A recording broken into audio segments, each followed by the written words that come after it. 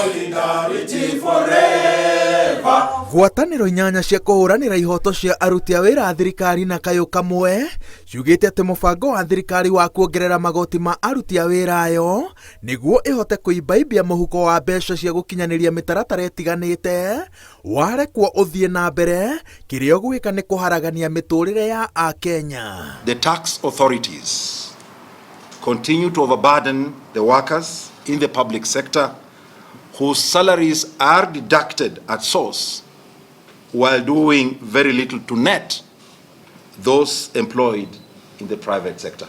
Workers of public sector, unite, for you have nothing to lose but your chains. The overtaxation by the Kenya Kwanza government has now reached a boiling point. Bajeti-inĩ ya mwaka ũkĩte wa kĩgĩna, thirikari ĩna mendekithia matiganĩte ma kuongerera maruta na magoti, gũkinyanĩria mathabu mayo ma mbeca cia mahũthĩro, marĩa nĩ hamwe na nyongerera ya maruta ma NSSF kũrĩ andĩkwo na andĩkani, iruta rĩerũ rĩa ũikaro na kwambatĩrio kwa igoti rĩarĩa marĩhagwo makĩria ma ciringi 500,000 o mweri. Our members don't want that housing levy. Is it that the government wants to borrow from workers? Because our members have calculated and they are saying that contribution is not going to help them.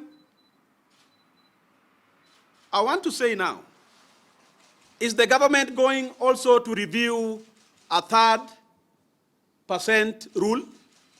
Because the pay slips of our members have now gone below a 3rd rule. When deductions are put without any consultations, it is clear the robbery.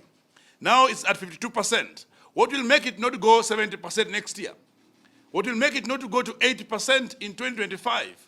And what will make it not to be that we can work for free because the country is broke and we are patriots of the country? And therefore we are demanding the government that try everything else, but try not to raid the pay slip of workers, because it is non-negotiable, it can't be allowed, and it can't go without being pushed back with the unity and with the strongest strike of labor that you've never seen before.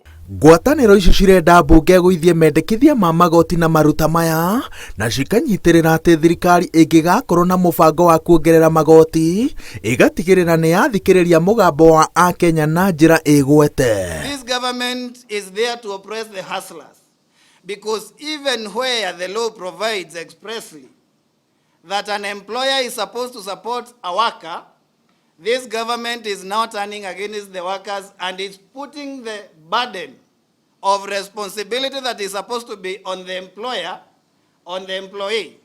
And if they are going to raid our pay slips, then we are going to do the necessary.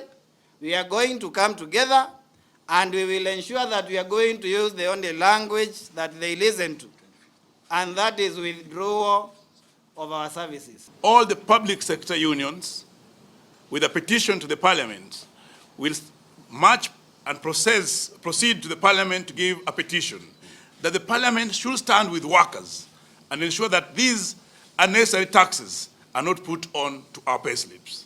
It is until when the parliament does not do their job that we will now proceed on industrial action. Ngwatanĩro ici cirauga atĩ kĩrĩa thirikari yagĩrĩire gwĩka rĩu nĩ gũkinyanĩria ciĩranĩro cia kuongerera mĩcara ya aruti wĩra ayo, arĩa nĩ hamwe na arutani na arigitani arĩa matũirio nĩ ciĩranĩro cia mĩcara mĩega na kwagĩrithĩrio rĩera rĩa ũtungata wao. Ngĩribotera Inooro TV, njĩtagwo Wawerũ wa Nyambura.